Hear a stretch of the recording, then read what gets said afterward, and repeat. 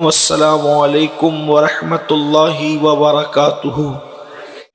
حضور علیہ السلام کی سیرت میں یہ بات ملتی ہے کہ انسان تو انسان ہے میرے نبی کے ہاتھ پر، انسان تو انسان ہے میرے نبی کے ہاتھ پر۔ جنات نے تک کلمہ پڑھا ہے، حالانکہ جنات نظر نہیں آتے، جنات نظر کبھی کسی کو دکھا ہو تو بتا دے دکھا۔ کچھ لوگ ایسے بھی کہتے ہیں کہ مجھے دکھتا ہے، دکھتا ہوگا۔ اس کو جن اسی لیے کہتے ہیں کہ وہ دکھتا نہیں، اسی لیے اس کو جن کہتے ہیں۔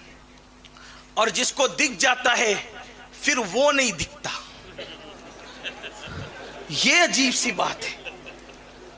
ہاں نہیں، میں مذاق نہیں کر رہا ہوں، ایسے بے شمار لوگ ہوئے جن کو دکھ گیا پھر وہ کبھی نہیں دکھے۔ تو جنات، لیکن یہ میرے نبی کا معجزہ ہے۔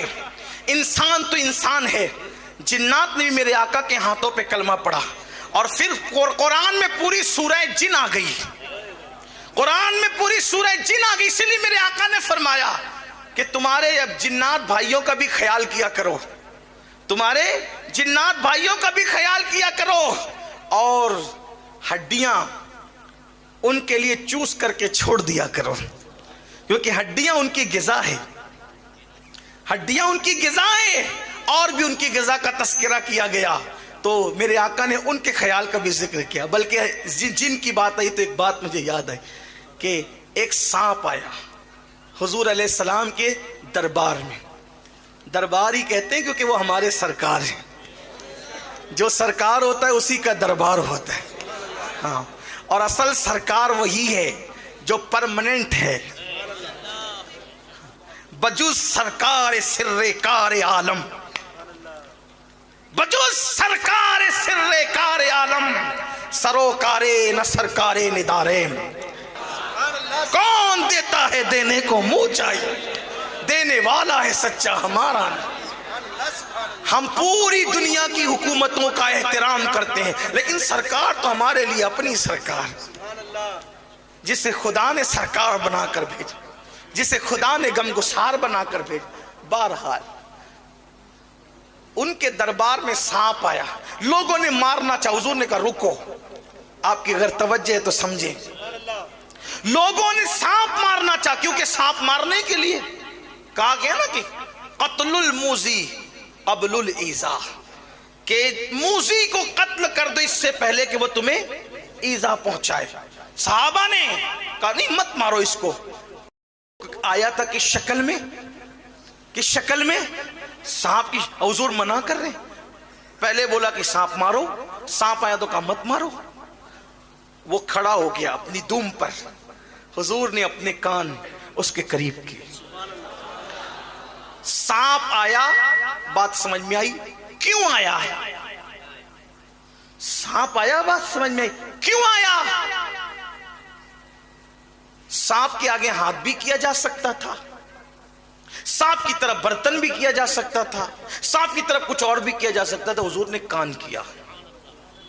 اس کا مطلب سانپ کے آنے کا مقصد کیا ہے حضور جانتے ہیں۔ جو سانپوں کے آنے کا مقصد جانتا ہو، جو سانپوں کے، سمجھ میں آئی بات، جو سانپوں کے آنے کا مقصد جانتا ہے، کیا وہ صافوں کے آنے کا مقصد نہیں جانتا؟ راجستھان ہے، ہندی والی زمین ہے، لیکن بہرحال عاشقوں میں تو اتنی صلاحیت ہو ہی جاتی ہے کہ سانپ اور صاف دونوں میں فرق ہو۔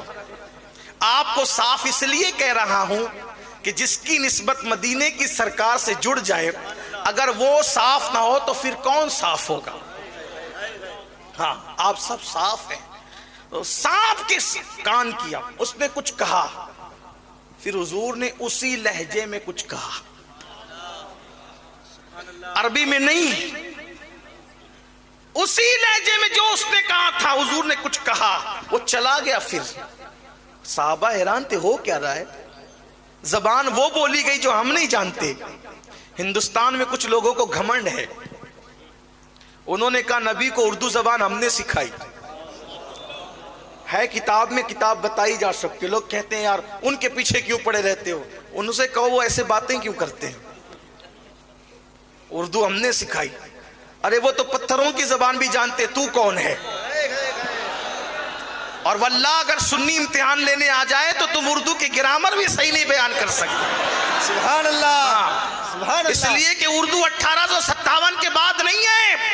اردو کی ایجاد کرنے والی 3 شخصیتوں کے نام سر فہرست ہیں, اور وہ تینوں کے تین ہمارے ہیں. ان کے ہمارے ہونے میں اوروں کو بھی اختلاف نہیں ہے. پہلا نام امیر خسرو کا ہے, دوسرا نام مخدوم اشرف جہانگیر سمنانی کا ہے, تیسرا نام خواجہ دکن بندہ نواز کے سودراج کا ہے. نعرہ تکبیر, نعرہ رسالت, علماء اہل سنت, مسلک اعلی حضرت حضور سید امین القادری, سنی دعوت اسلامی.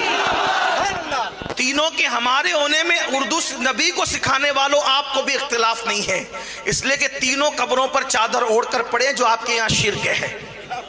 یہ تو صرف ہمارا مزاج ہے, ہمارا ظرف ہے. میں کسی کو گالی نہیں دے رہا ہوں, لیکن بات یہ ہے. اور یہ بھی آپ کو بتاؤں کہ لوگوں کو اردو سے بڑی تکلیف ہے. ہم اردو کو مٹا دیں گے, اردو کو مٹا دیں گے.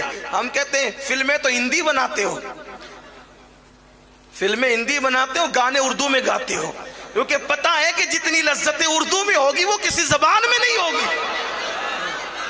ہندی بہت خوبصورت زبان ہے جانتا ہوں میں, لیکن گانوں کے لیے, شاعری کے لیے فارسی زبان کے بعد اردو زبان سے زیادہ کوئی زبان دلچسپ ثابت نہیں ہوئی ہے.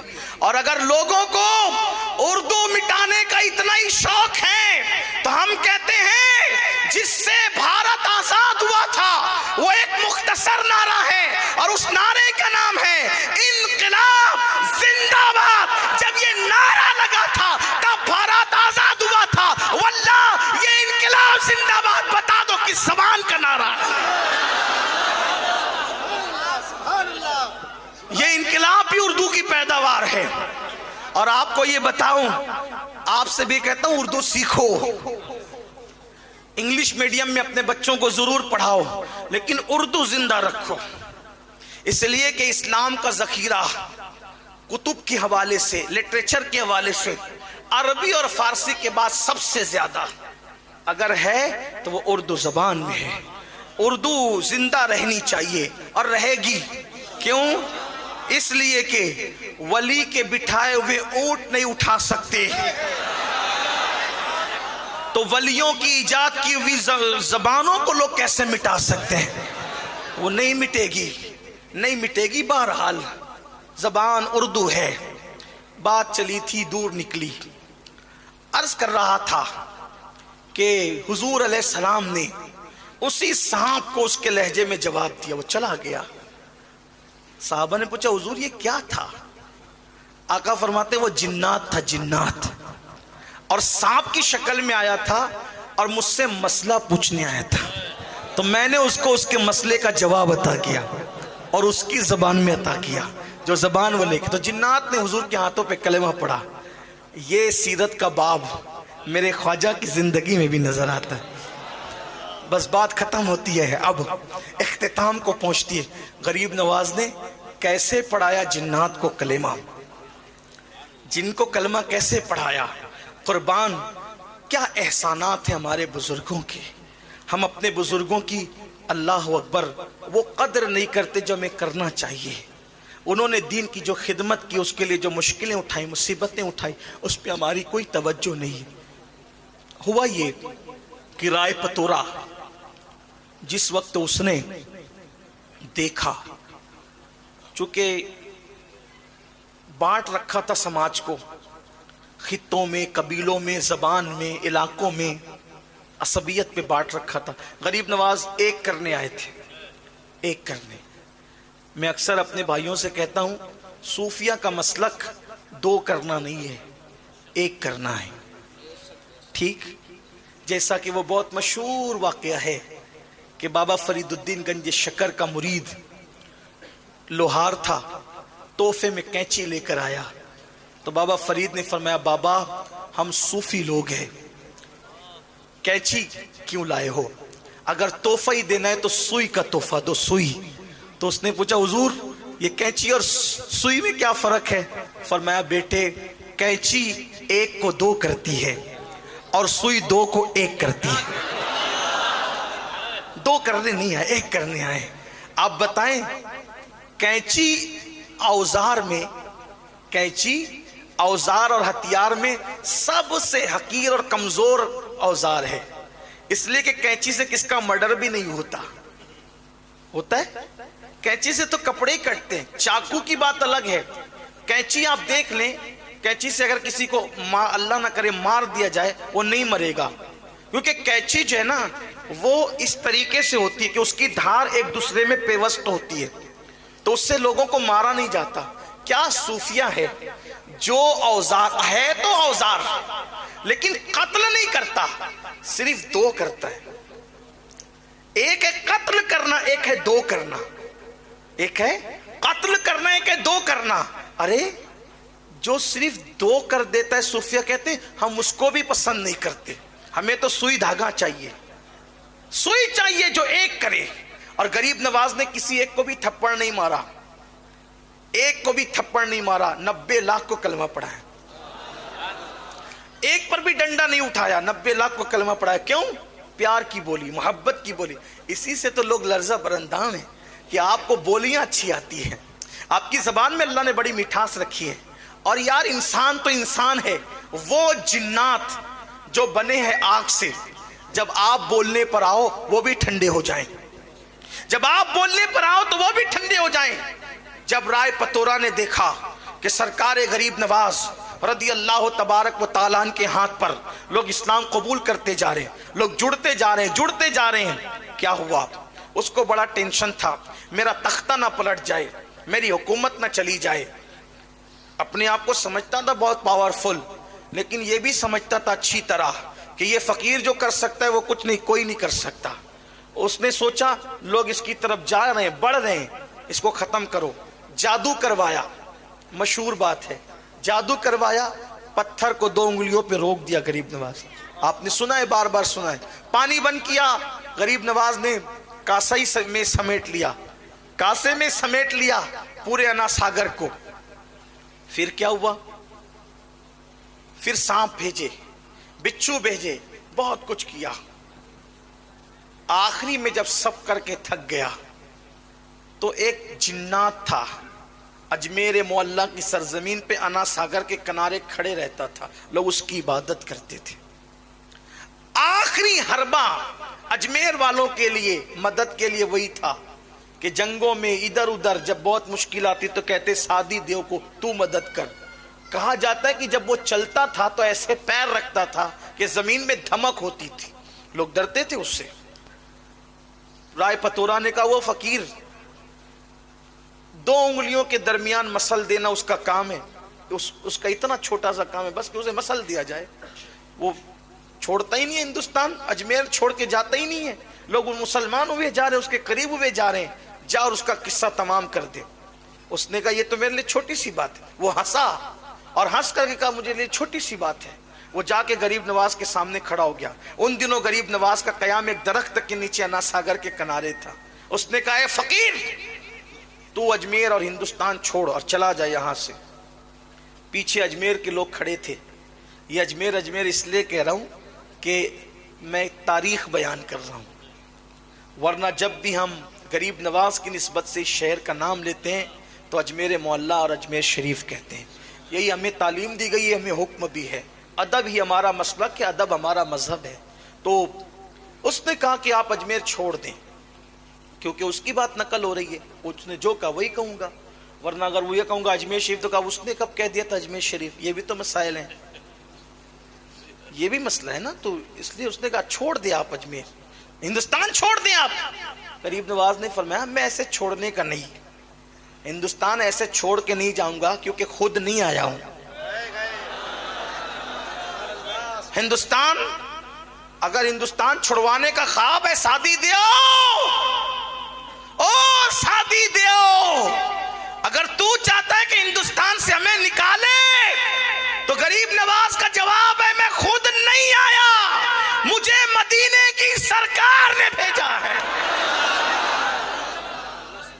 ایسے نہیں جاؤں گا، نہیں جاؤں گا ایسے، بلکہ مر کے بھی نہیں جاؤں گا.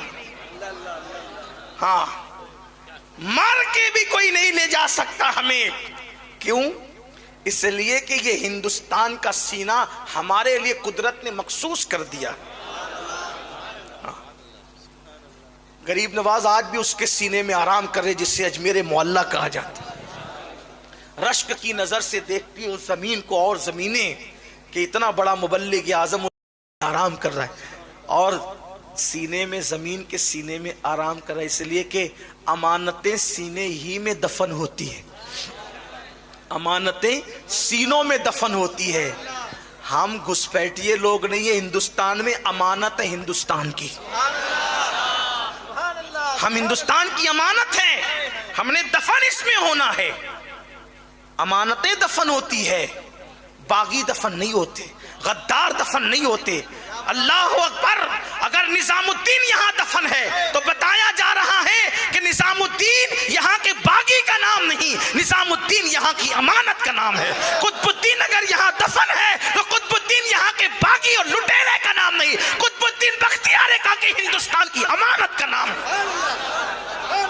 یہ امانتیں ہندوستان کی، اور انشاءاللہ قیامت کے دن اسی زمین سے یہ امانتیں اٹھے گی. یہ اس زمین کی بھی امانت ہے اور ہمارے مذہب کی بھی امانت ہے. یہ اولیاء اللہ کے آستانے. اللہ اکبر. تو سرکار سلطان الہند غریب نواز نے کہ میں ایسے نہیں جاؤں گا، تیرے کہنے سے نہیں. کہا پھر مرنے کے لیے تیار ہو جا. دھمکی دے رہا ہے، مار ڈالیں گے تمہیں.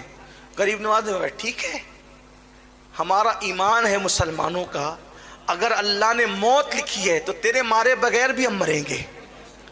اگر موت لکھی ہے تو مر جائیں، اور نہیں اس نے موت لکھی ہے تو پوری دنیا کے لوگ جمع ہو جائیں مارنے کے لیے، ہمیں مار نہیں سکتے. زندگی اور موت کا فلسفہ یہی ہے.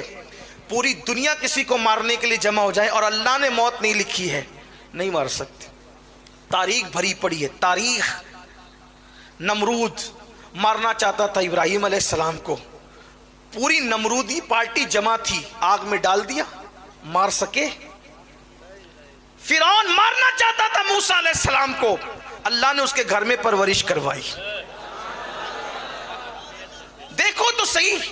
لیکن کوئی بنے تو صحیح مسلمان، کوئی آئے تو صحیح اسلام کی طرف، کوئی آئے تو صحیح قرآن کی طرف، کوئی آئے تو صحیح مذہب کی طرف، کوئی آئے تو صحیح مسلک کی طرف. اللہ اکبر. وہ یقین پختہ کرو. جس دن مسلمانوں اپنا یقین اللہ پر پختہ ہو گیا، اس دن مارنے والے پالنے پر مجبور ہوں گے، لیکن ہمیں اپنا یقین پختہ کرنا ہوگا. سرکار غریب نواز نے فرمایا تو نہیں مار سکتا مجھے، میرے اللہ نے اگر میری موت نہیں لکھی تو تو نہیں مار سکتا مجھے. اور پھر آپ نے اس پر ایک حملہ خود کیا. فرمایا کیوں نقصان اٹھاتا ہے؟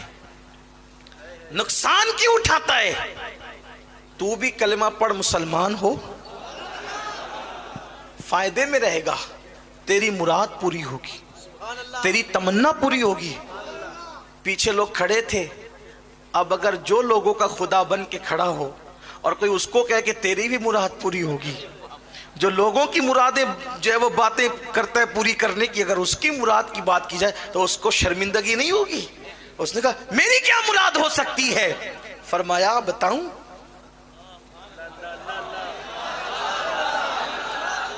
غیب دا نبی کا بیٹا اس لہجے میں گفتگو کر رہا تھا ایک جنات کے ساتھ. بہت ممکن ہے کچھ لوگوں کو ہوگا یہ بخاری میں ہے کیا؟ میرے عزیز وہ بخاری تو برسوں پہلے لکھی گئی، اس میں کیسے ہو سکتا ہے؟ کچھ لوگ تو یہ کہہ سکتے ہیں نا نہیں ہمیں بخاری میں بتائیں گے تو ہمیں جو ہے وہ ہم اس پہ یقین کریں گے. اگر ہر بات کا یقین آپ کو بخاری سے ہوتا ہے، اگر آپ برا نہیں مانے تو صرف سمجھانے کے لیے کہوں ایک بات، ناراض نہیں ہوں گے آپ؟ حالانکہ آپ نے بولنے کے لیے بٹھایا ہے مجھے، لیکن آپ ناراض نہیں ہوں گے. اگر آپ کہتے ہیں ہر بات ہم بخاری سے ہی مانیں گے تو آپ جو ہے وہ اپنے ابا کے شہزادے ہیں. یہ تو کوئی بخاری میں نہیں لکھا ہے نا. نہیں اس میں ہنسنے کی بات نہیں، مذاق اڑانے کی بات نہیں ہے کہ یہ بھی بخاری میں ہے. نہیں ہے نا میرے عزیز. تو ہر بات بخاری میں نہیں ہوتی ہے، اس لیے کہ بخاری مقررات کو حذف کر دیا جائے تو صرف 2500 حدیثوں کا مجموعہ ہے. मुकर्ररात को हज़फ करके कमो बेश 2500 अहदीस का मजमुआ है। और जिसने बुखारी लिखी है उनका खुद का दावा है कि मुझे 2 लाख हदीसें याद हैं, 1 लाख सही और 1 लाख गैर सही, उसमें से मैंने सिर्फ इतनी हदीसें लिखी है। अब बताओ, अगर जो सही हदीसें थी उसमें ही से 2500 लिखी गई तो 97,500 हदीसें खुद इमाम बुखारी के अकीदे में सही थी, लेकिन वो गई कहां? वो कहां गई? अगर आप बुखारी, मुस्लिम, तिरमिजी और इब्ने माजा पर ही इस्लाम को मुक़य्यद कर देंगे तो फिर मैं आपसे सवाल करूंगा कि आपने बुखारी का कलमा पढ़ा है या मोहम्मदुर रसूलुल्लाह का कलमा पढ़ा है? वल्लाह बुखारी हमारे सर आँखों पर है, लेकिन हम सुन्नियों का अकीदा ये, हमें किताब से क्या लेना। हम तो ईमान लाए आमिना के लाल पर। मेरे नबी का फरमान अगर दीवार पे लिखा मिल जाए तो हम उसका भी एहतराम करते हैं। हम किताब नहीं देखते, हम नबी का फरमान देखते हैं। और बुखारी का एहतराम इसलिए करते हैं कि उसमें सबसे ज्यादा सही अहदीस मौजूद है। असहुल कुतुब बादा किताबिल्लाह, उसको इसलिए मानते हैं। लेकिन आप अगर ये कहें कि सारा दीन सिमट कर बुखारी में आ जाए तो ये बात अच्छी नहीं है, आपको ऐसी बात नहीं करना चाहिए। लेकिन मैंने जो बात की वो आपकी इजाज़त से कही, आपको बुरा भी नहीं मानना चाहिए कि जो बात मैंने की समझाने के लिए कही है। आप इस तरह की बात नहीं, ये चीज़ आप बुखारी में, ये चीज़ आप बुखारी में। सैयद अमीन आपका अदना गुलाम